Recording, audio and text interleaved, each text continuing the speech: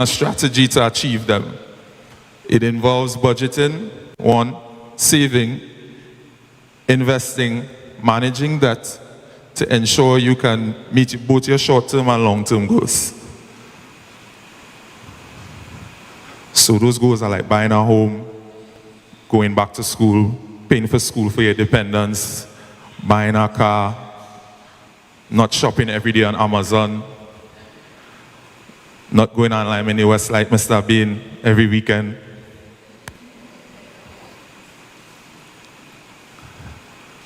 So why does it matter? Well, your financial stability gives you freedom and security. When you're financially stable, making your life's decisions for your goals, for yourself, for your family, your loved ones is easier. You don't have to always be studying, how am I going to pay for this? Where's the money coming from? How are we going to do this?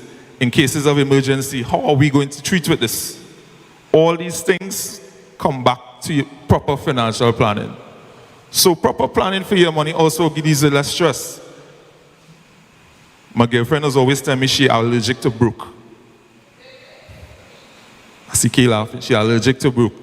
So more money means less stress, and there are more opportunities for you to take advantage of, whether it be financially or otherwise. And the last nugget, retirement planning. And retirement planning is important. I want to paint the picture in a Tobago context. I'm sure Ms. Bailey Joe can attest to this. The THA now has a large cadre of contract workers. The first large cycle of those are starting to retire in the next 5 to 10 years in large numbers.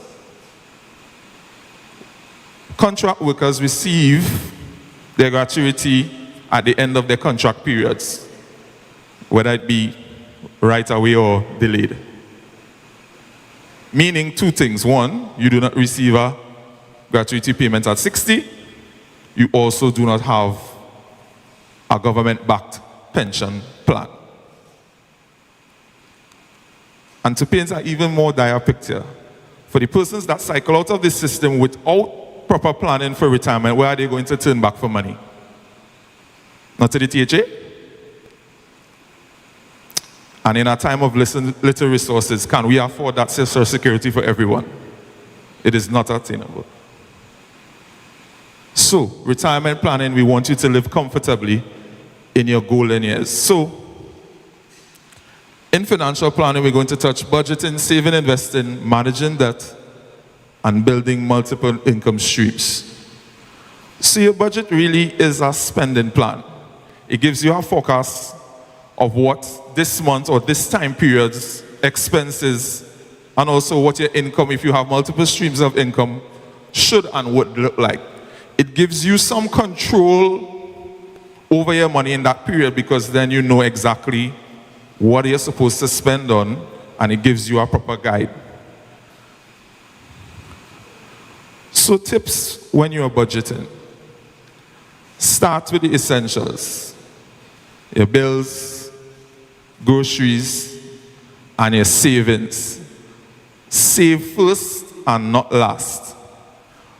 When you receive that income at the end or beginning of the month or fortnightly, you should say to yourself, a part of what I earn is mine to keep. Can you say that with me? A part of what I earn is mine to keep. Pay yourself first. You work hard for that money. And when I say pay yourself, I didn't mean shop on Amazon. I didn't mean go by the bar on Friday and buy wrongs after wrongs after wrongs. But pay yourself first.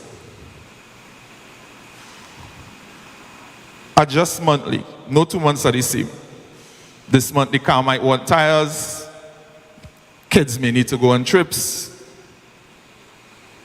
You may need to fix something at home. No 2 months is the same. So you can't say, I'm doing one budget for 6 months. It don't work that way. It will never work that way. And if you don't make a plan for your money, best believe the money will make a plan for itself. Quickly. Cut unnecessary spending. I could see this now. I wish I was a child again. Going into the grocery to pick up 2 things, and you walk in Penny Savers and you pick up a cart, well, what do you call the hand things, the carts, yeah. When you say you're going to pick up 2 things, what happens? When you make up your mind you're going to spend $200, you leave Penny Savers with probably $600, $700 spent, and you end up buying some nonsense that you really don't want. A little thing of strawberry like this for $80. We buy all kind of things that we don't necessarily need. So cut the unnecessary spending. Oops. So the pitfalls to avoid whilst making your budget. I'll save what's left. If you do that, there will not be nothing left because you will find something to do with all that money. So what are we going to do? Pay ourselves? Pay ourselves? Nice. Ignoring the small spends. For those that like to buy lunch and breakfast. Spending $100 because food now, I work in Scarborough, food now is pretty much $100. So if you buy food 20 days of the month, you are spending $2,000 on food. Every day it looks minuscule, but at the end of the month, if you do the math in your budget, you would see you are spending $2,000 a month on food. $2,000 a month is how much grocery?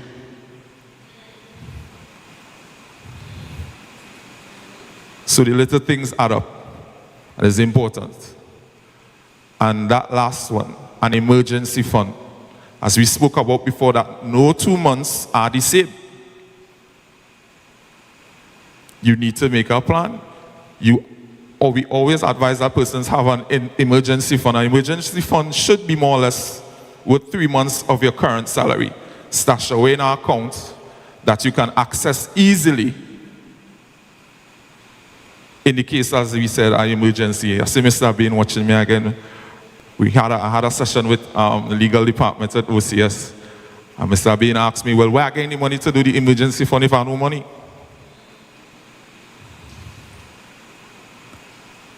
Mr. Bain, how we know we get any money? Because we pay ourselves. Nice. Coming back to it. So in budgeting, there's a rule, a rubric, general rubric, and you can change it. It's the 50-30-20 rule. So that's 50% for your needs, 30% for your wants, and 20% for your savings, no matter how small it is. Somebody say that with me, 50% for you, 30% for you, 20% for you. We will say like we had breakfast this morning now. 50% for you, 30% for you, and 20% for your savings.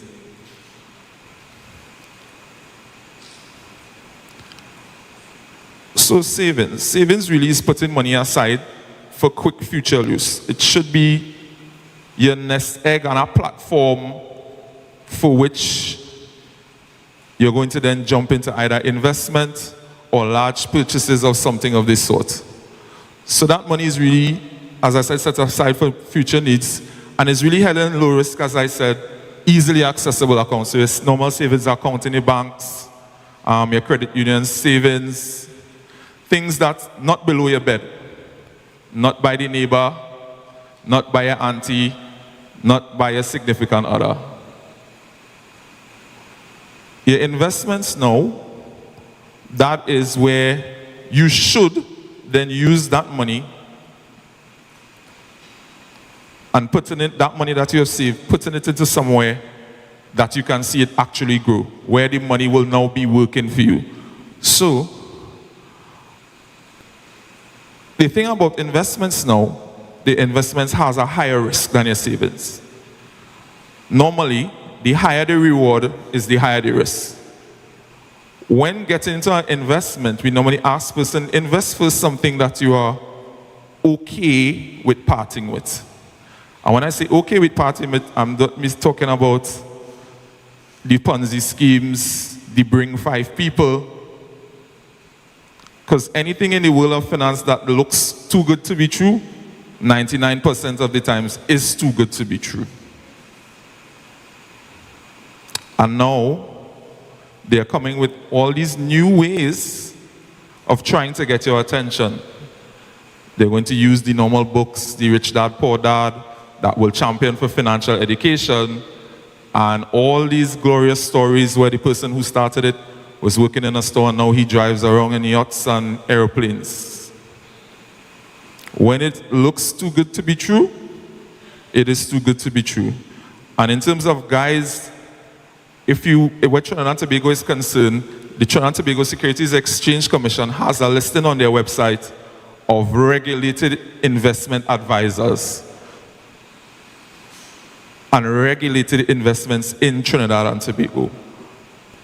Anything outside of that, the SEC can't help you, the central bank can't help you, the police may try, but most times you would not be able to get any redress. So in our country, in terms of investments, we look at stocks and shares, which is really part ownership of companies. I think at the moment we have pretty much a vibrant stock exchange. I think the highest share that we have currently is Agostini Limited. They own Superfarm and all these companies.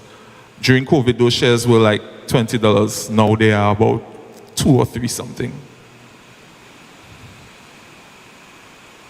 There's Angostura, there's Republic Bank. Actually, Republic Bank has an IPO offering. They're offering shares for a company that is going public, I think, next week. Those are some of the investments that you can look at. Now, investments in reality are not for the short term. It's something that you are going to hold for the long term in terms to get the best out of what you would have invested in. As I said before, investments have different levels of risk. The higher the reward, more likely, the more risky it is going to be. So why isn't saving enough? As per central bank's survey last year, inflation in the country is at 1.5%. But in reality, do you think that the man on the ground, the everyday persons like ourselves, inflation is 1.5%, so little? Okay, let's put it into context. What you would have bought for $200 last year, can you buy the same things in the grocery this year for $200? Yes? No?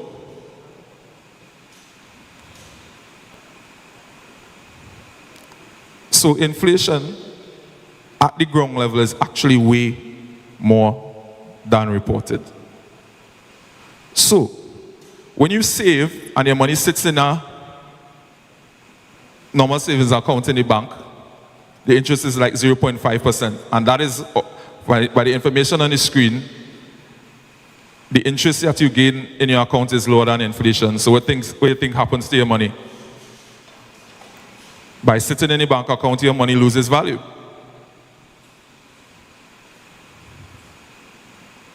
So the solution for that is that your savings really is your safety net.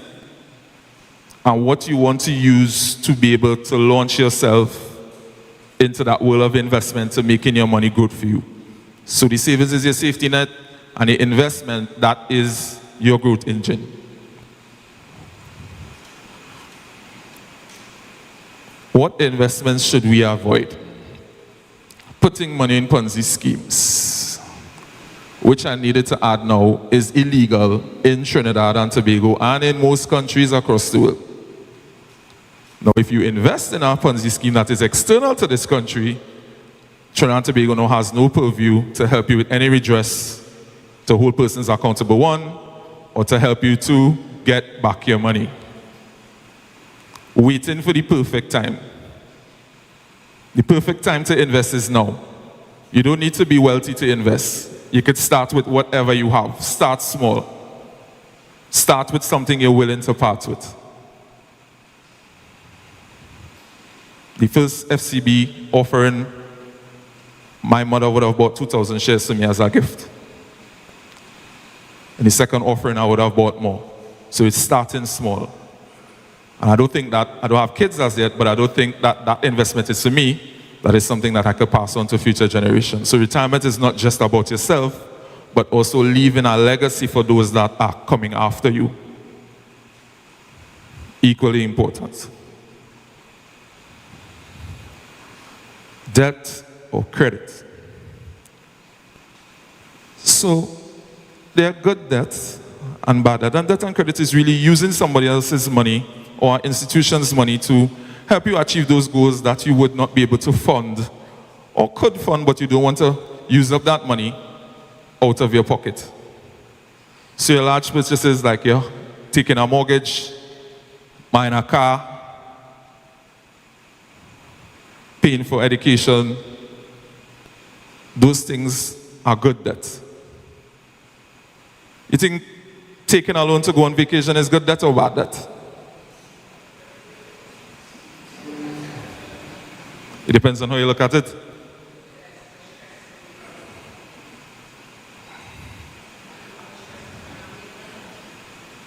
If you're stressed, you can't make money. Okay. So bad debt.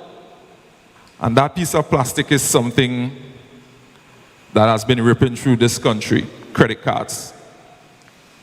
Easy to come, difficult to pay back. Agree? And then the banks just send you a letter on a Friday evening and tell you, well, sir, Mr. Morton, your limit has been raised to $12,000. I never asked you for that. So I done couldn't pay $6,000, I could pay $12,000. The credit card limit is not your money. I can't stress that enough. Your credit card is really a pre-approved loan. And it's a cyclical loan, meaning that you pay and you go back again. So it's a never-ending loan. Unless you're going and you cut up the credit card and you tell them, I don't want it again.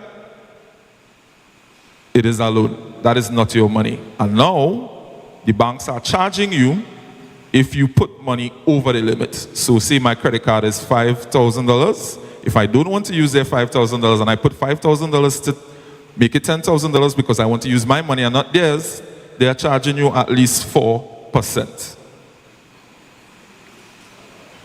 You ever hear the old people say robbery without mass? Robbery without mass. And I'm sure a lot of you with credit cards in the building do not know that. So the fine prints that is tell you initial, turn it. That's where you're signing to. Also, on your credit card, there's something on your statement that they send every month that has a minimum payment balance, which is something normally like $100. And they say if you pay that, no interest. If you pay your minimum balance every month, you will die and that credit card will not be paid off. I guarantee. A credit card can be a very essential tool, especially in a time where crime is on the rise and you don't want to walk around with large sums of money when you're making large purchases. But in the way that our people like to shop, we shop with here and not here. Shop with our eyes. So you go online and we have our devices so smart that they listen. So we talk about we want to go to an event and I saw somebody wear this clothes and then bam, on their Instagram you're seeing pages, multiple pages of the same of stores selling that same outfit. So it's the reinforcement in your mind, it's psychological. So when you actually go online to shop for one thing, your Amazon cart has about 50 things in it. Isn't true? I'm not just a financial advisor, I'm human, so I fell into these traps before. And you click. By the time you finish, you spend $2,000, $3,000 buying stuff on Instagram that on the internet that you really don't need. These are the traps we need to fall out of. These are the little things that we think are inconsequential that add up, that cost us our financial freedom. We have to take control of our money and not allow the money to take control of us. Yes? So we're starting that from today if we haven't started as yet. So maxing out your credit cards for luxury shopping and online, and short-term loans with interest rates used for everyday expenses. There's a particular place, I'm not going to call the name, going up on the old road close to the Port Mall. Mr. Mayor, what did you say? What finance did you say? Okay, good. The interest rate on those loans are out of this world. You are going to be paying back 3 or 4 times what you have borrowed. It's like taking out money on hire purchase. That is what it is. It is taking money on hire purchase. Please stay away from these institutions. We are Tobagonians. We have Susu and these things. Those are not investment, but it's a savings plan. Let me do those things. Let me go back to the roots. Please stay away from these institutions that are again robbing us without masks and guns. I have a cousin probably gets $500 of his salary because he went to take a loan to go on vacation.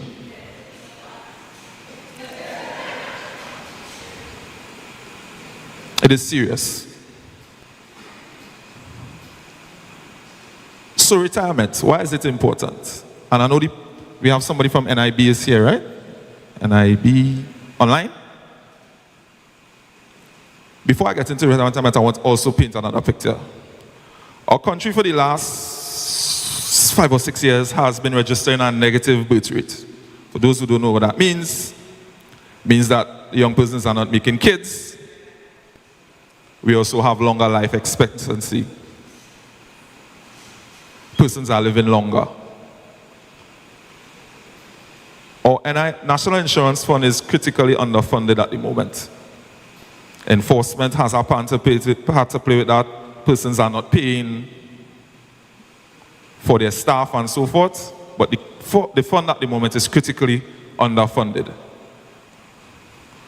And we could kick the can down the road as much as we want, but there's soon going to be a time where we cannot give NIS for everyone. And there's going to be some sort of rubric for who can get and who cannot.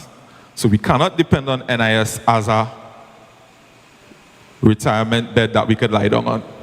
So retirement really is the period in which an individual withdraws some active income. You're working, employment, and sustains their lifestyle using accumulated financial resources, including your savings, your pensions, and returns from the investments.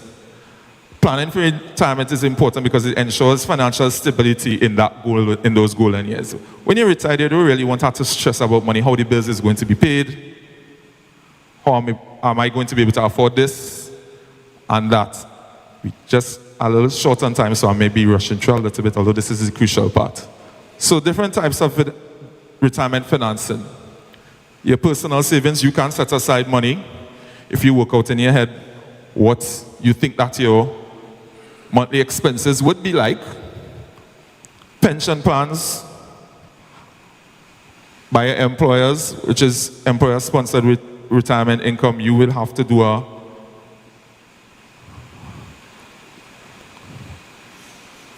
Social Security and NIS, as we just spoke about, and your investments, your stocks, your bonds, your returns on that, and your annuities.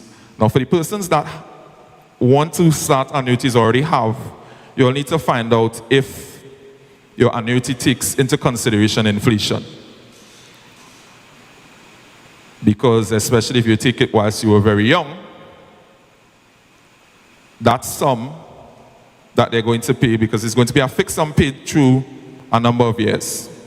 Some goes till 80, and you can pay for add-ons to go higher than that, thinking that if you think that you may live longer, you may take your annuity to go longer, but you need to ensure that it takes inflation into place, because what that money may be able to get you now, at that time of retirement, it may not. So that is something crucial that you need to pay attention to.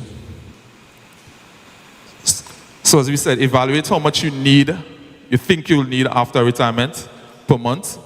Save early. We have NIS. Get into private pensions. Sorry, Guardian, that was just an example. It wasn't. Clear your debt. Ensure that when you're getting to that retirement phase, you have no loans. Cut up the credit cards and send it back to the bank, because you're not going to have that active income to help you to service those debts. Something that is local, multiple income streams. Try, for those who can, one apartment so that you have that residual income whilst retired. So, before we get to this, at the beginning I asked you, where do you think you are financially? Between 1 to 10, 1 being the worst, 10 being the best. Anybody want to share where they think they were, what they wrote, and what they think they are now? Ms. James? Make finance proud. Or I could call Kevin.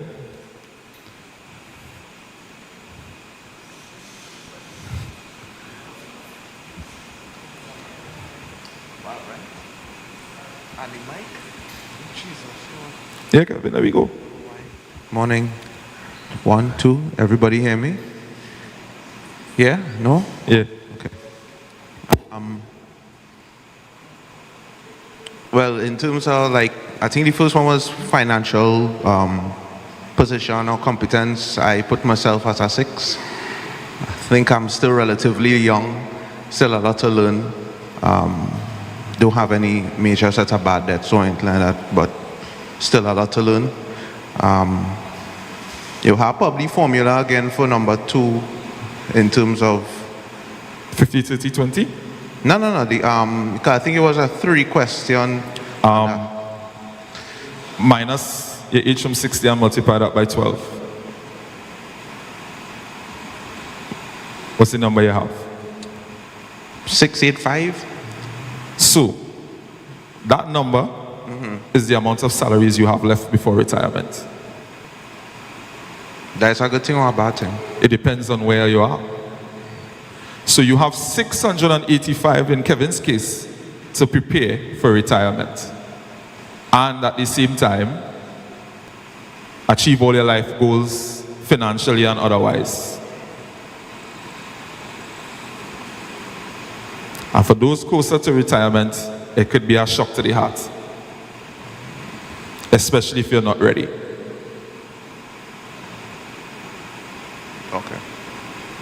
That is the number. That's what I want. That's the context I wanted you all to see. Planning for retirement has to start now. For those that haven't started already, it has to start now. Whether you invest in your annuities, for those, even those with government pension plans. Go ahead, Kevin. No, this is still part of the presentation, or is question and answer section? You could have asked questions anytime. Oh, well, I saw it to the end. I didn't want to. No, you could go ahead. Something I just wanted to find out. But one question is how to plan for retirement in the face of inflation. Because it's easy to say, okay, we'll put aside, let me say I am 25 or something like that, I'm putting aside $100, $200 because my salary is, let me say, $7,000. I could afford to put aside $200 towards retirement. How do I know that's enough? Seeing that the price of everything is going up exponentially, and there's no real, at least from my understanding, there's no real indicator of how much inflation can increase, or, well, in Trinidad and Tobago, I do ever see stuff really going down. But how do you plan for retirement in the face of inflation? Is there a formula or something like that, or? I want to say this. I will go in, of course, and come back to you because I want to give context. So last weekend I would have journeyed to Trinidad to buy some equipment for my business.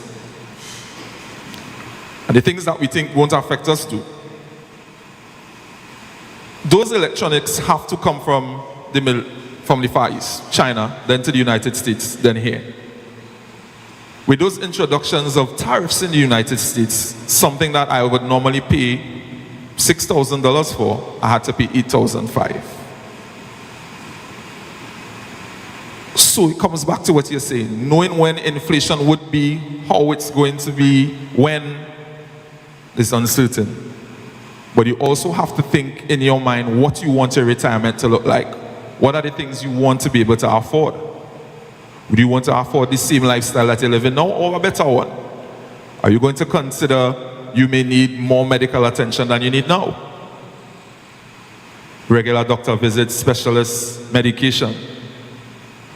So all those things have to be, they have to factor into what you want your retirement to look like. And then you may be able to give a number. Everyone's plan won't be the same, so our formula would then be redundant. Because everybody's reality is different. But I would advise that when planning for retirement, don't put all your eggs in one basket. And as I would have said during the presentation as well too, when you're looking at the annuities, you need to ask if it takes inflation into context. Some do. And those are some of the questions you need to ask your insurance agent. Is it that it's going to just be this flat figure and $60,000 that I have in that fund today is going to be $60,000 when I retire, which is not going to be best in the situation. So I hope I brought some clarity in terms of the questions that you might need to ask yourself and for your advisors and those that are assisting you with your investments for insurance, for retirement, and otherwise. And what if I already have a retirement plan in place? I don't know if somebody already, okay, so for a beginner's perspective, that's an approach. But let's say I am 40, already put in money into this plan. I didn't really read it because they catch me when I was 27 and I went to a session like this and somebody come and ask a question and I say, all right, but me have nothing for retirement, I'm going to put some now. Same. Same. And then by 40, I'm now here and hearing this information. How do I, or what do I do? Because again, I've spent more than a decade with one, check one, right. I've spent more than a decade with, so I think it's, I spent more than a decade with this one company and I realized that I put in a wholesale money in this one financial institution. Do I stay with them if it's not feasible, if they don't have the information with regard to inflation? What do I do? Guardian Group, just, you want to answer? I would say this. If you're in a relationship and it's toxic, what do you do? Find out who's the toxic one. That's my answer. Good morning, everyone. And I was over there, wanted to put my hand up a long time. But just to answer your question, you have to have a relationship with your financial advisor and have reviews annually if possible. Because these retirement plans, a lot of times, people start with what is affordable, but as you get older, your situation changes. Also, inflation, the economy will change. So you have to make sure that what you are contributing, your contributions monthly or annually, are going to get you to your goal. And the only way to do that is to have constant reviews and to know what the plan is paying or what kind of returns you're getting. All right? And then you may be able to add other things to it. Yeah? So that is one of the ways that you can deal with or answer or solve that problem. Yeah? Thank you. Hi, Ms. Guardian. And I'm not, it's not that I'm choosing sides, but I could attest to Kevin's situation. When I started in finance 14, 15 years ago, it's like the insurance agents smell blood when there's new employees in the division. And for lack of a better term, and we know that. And it's more the quickness to get you into the policy than really explaining what you're getting into. So I could understand Kevin's situation because I fell into something similar. And it's not that there is any, what I would say, on their part, that they're going to give you the information that they think you ought to know. They're going to give you just enough so that you could bite onto that line and come up in the boat. So it's something that I guess goes hand in hand.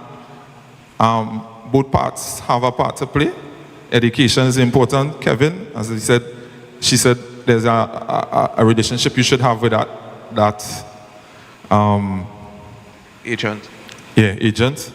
I would advise you still to shop around. I'm sure Guardian has plans that take inflation into consideration, that I guess you can browse and see if that's the best fit for you. Any other questions? Right.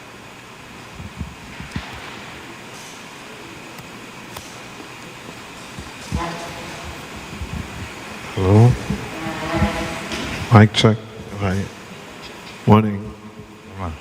Morning, Kishore. Alright, I've been listening, in listening to the entire presentation, a lot of things came to mind because the matter at hand that you brought to my attention as a contract worker, retirement, the reality of it that I see so far is that we are doomed, right? Because if you don't take certain things into perspective and put your ducks in a row as quick as possible, you could be in some problems. However, you are at finance, and I'm interested in understanding what do you promote. Right now, there are key things you mentioned in your presentation that I did take note of that I think could be promoted in Tobago, right? And besides the generic savings plans and these kind of things, Tobago, we have the SUSU, right? And that SUSU thing, it's a very important tool, I must say. It is a savings tool that as Tobagonians we can promote, we could expand and make it work for us. So that's your savings tool you're going to use, right? You mentioned again with the shopping. I'm a victim of that also. You go in and say, you're going to pick up one thing, you end up with 2 carts walking up, right? And the reality of it is, the way how things are, when you're going to shop, you see specials and these kind of things for the fear of missing out. Psychological. Yeah. And it's like that on purpose because, Right. I don't want to cut you, but if you look at it, right, from a marketing perspective, the things that you need, flour, sugar, I would say saltfish, them kind of things, they are on the bottom. The things that you don't need are eye level. Price Smart utilizes that a lot. You realize when you go to Price Smart, nothing is, it's never the same when you went there the last time. They always move it around. It's marketing, so we realize that this product isn't selling as it should. We're going to put it in the place of something that persons go for all the time. So you're going to walk into that aisle thinking it's there. So it's psychological. It's not by accident. Do we fight it, or go with it, or accept it? Knowledge is power. Understood. Investments. Now, you give some options also on investments. Again, the reality of it for me is investments in reference to, I wouldn't call institutions, but most of the investments these days, the typical mutual funds and that kind of thing, they are not attractive. It's not attractive at all, right? And I do not know how much room I have below my bed to start because I want to avoid that. I am not encouraged, right? Again, I do not know if within the financial institution you are at, if there is something that could The THA? Well, The THA? or you saying the THA? Well, yeah, if something could be, because again, we're trying to save the contract retirement. You see, contract workers retirement thing. That is real. I am scared. I'm honest. I am scared because, again, what is the ultimate safeguard for a contract worker going on retirement? What you think it might be? Besides the generic save budget, I am Adam. I do budgeting, right? I do everything, but there is only so much you can do, and I am still scared. Again, now, one thing again you mentioned, credit card, the devil itself, right? Credit cards, I get to realize, again, this is something you all could use if you all choose to. I bet how much of you all are in a credit union? Now, credit union is a savior, right? Actually, Has been a savior.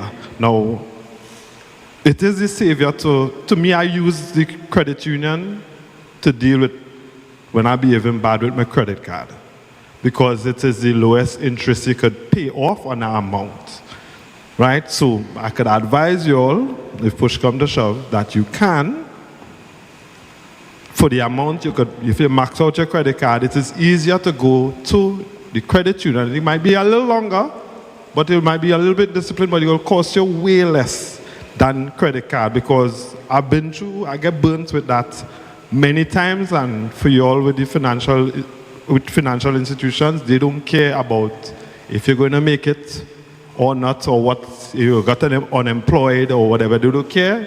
Their motto is to secure the interest of the bank at all costs, right? And finally, well, the only thing I could see, another thing that is pushed in for our face as for retirement, insurance is stepping on the scene, right? Insurance companies are coming, pushing plans, pushing this, and at my age, you're studying if I should make this sacrifice now, because you don't know, I might just the things might be about to mature, and boom, God call me, right? What I really want to get at with the insurance is that, is there a product or some kind of thing that could be, like, from the THA standpoint? I know it's heavy, no, but all these tools that we are mentioning here, is there something that could be done with the THA that they can help to secure a contract worker retirement? Because as the only thing, as I said, even if it's just to help them develop a business as quick as possible, because that is the only thing I see as the answer to our contract workers. But you just get real fight down. While you're in the vineyard now, trying to establish yourself for that, it does be real problems, as far as I'm seeing. Kevin, you make admin leave with that or no? Eh? You make admin leave with that or no? No, I didn't mean to, but as I said, I'm scared. Fortunately or unfortunately, that is something that requires policy directive, meaning that that has to happen at the executive council level. At the division, we are seeing the increasing need by doing things such as these, and then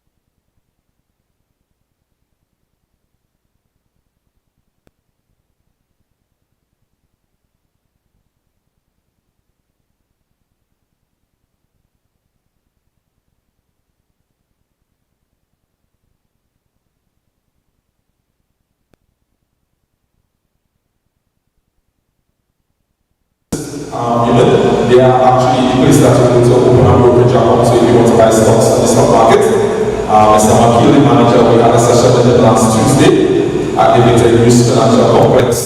They will be here on the island at Keenan at least twice every month now. So for persons who want to get into investment, next week we have a session on wealth and estate planning, which is also very important, added to your retirement as well.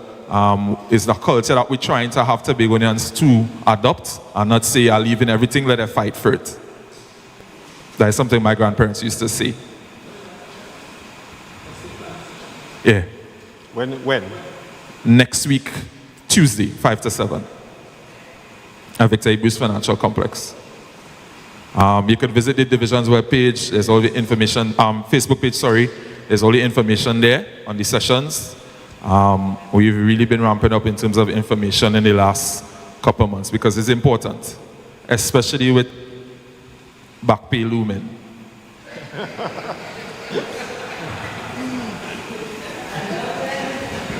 Question. Yeah, good morning. One question / comment. So everybody talks about investment and doing the right thing. But, okay, so with contract officers, we know that the proper thing to do is when you get your gratuity to put it towards your retirement and do all the right things. But, you know, as people say, you can't starve yourself to mind yourself at the same time. So you have realistic financial obligations that are present today, right? And you people keep saying to you, well, put it away, put it away, put it away, and that is all good and well. But to get to there, you have to live here. You understand? So every 3 years or whatever, you get your gratuity. And for those who have been on contract for long periods, all of us know, oh my God, gratuity coming. You're so happy, gratuity coming. But by the time the gratuity come, Don't spend. you have a list long from here to Charlottesville of things that you need to treat with today. You understand? So you how do you guide people towards finding the proverbial sweet spot between being responsible in your investment exercise and managing your finances today, and as opposed to planning for the future, right? That is one. Let me answer this first before I forget. All right, okay. A lot of it is psychological. Most of it. It is. It is psychological. All right. Because those money habits that you have now, it wouldn't be something that you just started doing. It would have been something that you've been doing all the time. And that's what I said with Kevin, the onboarding process for the teachee has to be better. Because you come into the system, they sign your letter, Miss James, what's the letter again? To start your contract. There isn't an orientation that really guides you as to what is about to happen. You would receive XYZ in gratuity because you work in legal, you know we contract 2 years in the 3 years. You need to stick a pin with that. All right, let me leave that alone. Right. This is not the forum. So in terms of the gratuity figure, when you see that figure,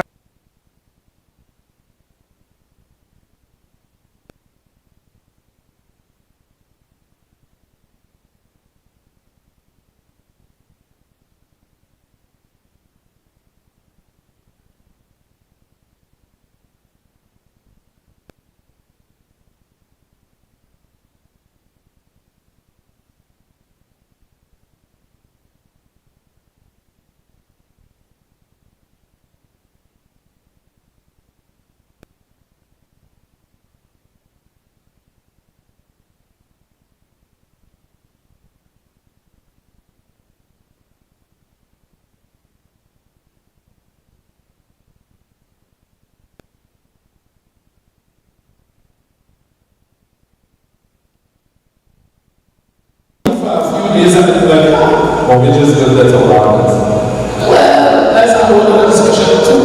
But what I'm saying, even when we say a lot of things you know as an individual, in theory, what is the right thing to do, what you should do, but the reality of living sometimes make that not so straightforward.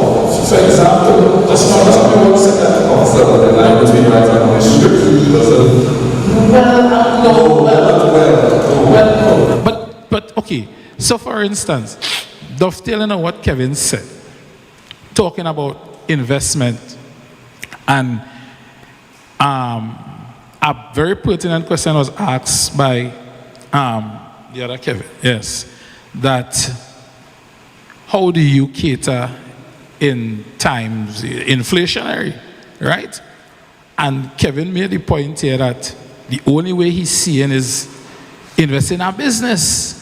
But if you want to contract and you're not making large sums of money, and you go to the financial institution who you may meet at closed door, the reality is a man might say, let me take that gratuity money and invest in a business that I could do something tomorrow. Now, in theory, my financial agent over there might say, Kimba, you shouldn't do that. But that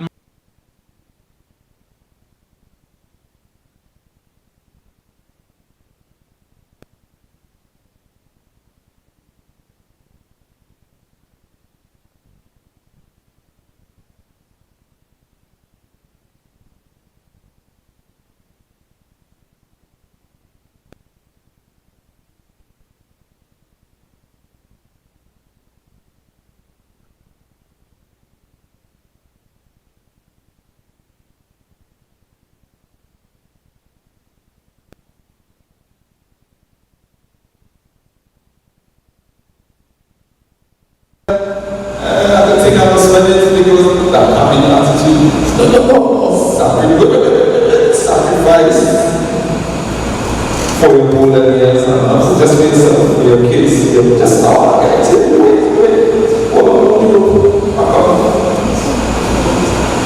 As I said, most of it is psychological. And we need to break free from those streets that have to do this. Else, if you have a chance to give up something today, there's anything to will you do it? depends. No. It depends. No. Something illegal. Unethical. Not unethical. No, it still depends. Everything is on a case-by-case basis. You know, I'm really realistic answer, you know. So, anyway, I'm trying to hold the mind, right? But the thing is, I think in terms of the financial education, there needs to be a sort of more hands-on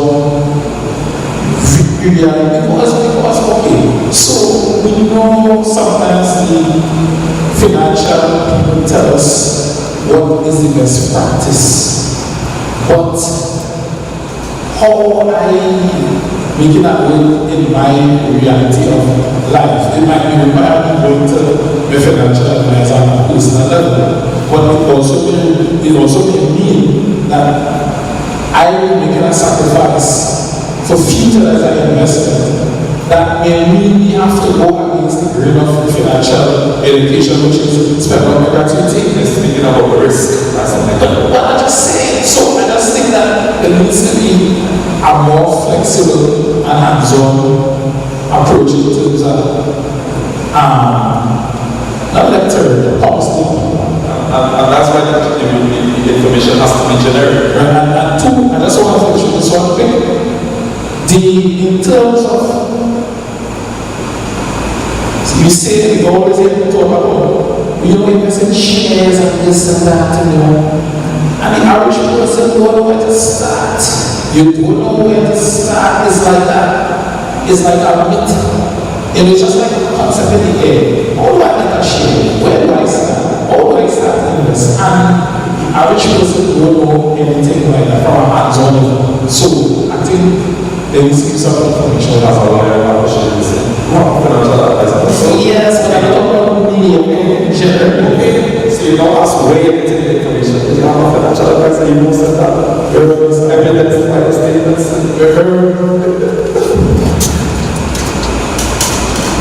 But I'm making it into the points. I'm later in the position, but I'm just trying to put everything and to between both of them in one chat. So I think it was a gentleman before that recommended a credit union, and being that as my stronghold, I'm employing into credit union, the channel of that. The information that I give right now may not only be geared towards Swahili, but life is something that if you're not able to transcend to your children and your grandchildren, you might be living half of it, because you have to be able to pass it on. So this information is more or less possible to give you so that you can start now. And our credit unions is actually geared to, I believe most of the people sitting here because we are teaching sport. Meaning that our one came out of the three laws of the seven workers. There's the aspect of shares, and we all know if you save little, in the long run, you only mass little. If you save much, in the long run, you mass much. And if you're in the realm of still taking loans and stuff, there's the aspect of dividends and all of that mass eventually. So if your shares, you save your shares, which is supposed to belong to the savings, much, and not just the bare minimum, you win 3 ways. You win by actually securing your loan, still having savings at a mass amount, and still generating interest on savings, which is dividends. The dividends they never really work for in the first place. So if you throw that back on shares, committees, and to put your dividends, so you win in 3 ways. But then again, this information may not be for the higher age persons here now, but to pass on to your children and your grandchildren. So, whereas you will approach the bank and this institution that will give you money quickly, well, not so much the bank, the institution will give you money quickly at a very high interest rate. But what savings have you secured from it? None, because whatever money you achieve, you're going to want to spend all. But if you are like a credit union, you actually have to have money secured there in order to get the loan.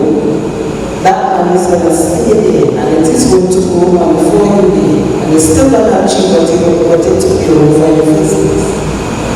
And then you're going to have more money if you continue to grow that every month. So stop looking at your credit union as a place where you just throw money whenever. If you make it a deduction from your salary, it's even better. So you set up a stuff with the credit union where every time your money coming from your salary, some must go to your long-term savings. Think you will get a little bit more than if you choose that. Thank you for reinforcing my presentation. It's very sweet. Any more questions?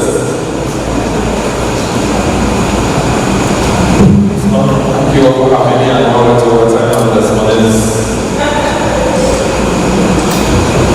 campaign. Thank you for being such a good audience, and I hope you will be able to take away something out of it.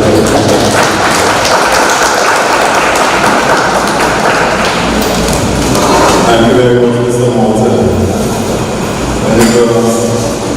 Whenever we invite Mr. Morton, we have these very interactive sessions. And we're grateful for them. We have to invite him back and invite you all back to continue the discussion. We had planned